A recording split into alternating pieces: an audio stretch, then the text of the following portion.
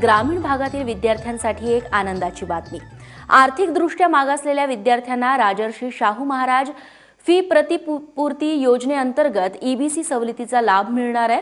मुख्यमंत्री देवेंद्र फडणवीस यांनी पत्रकार परिषदेत काल ही घोषणा केली।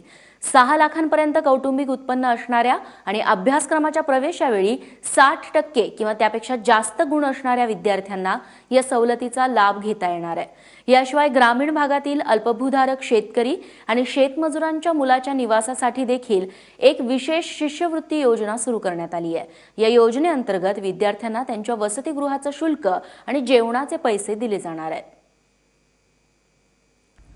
शेतकऱ्यांच्या मुलाकरता ही योजना लागू असेल, ज्यामध्ये त्यांच्या निवासाकरता 30,000 रुपये आणि 20,000 रुपये राज्य सरकारच्या वतीने देण्यात येतील।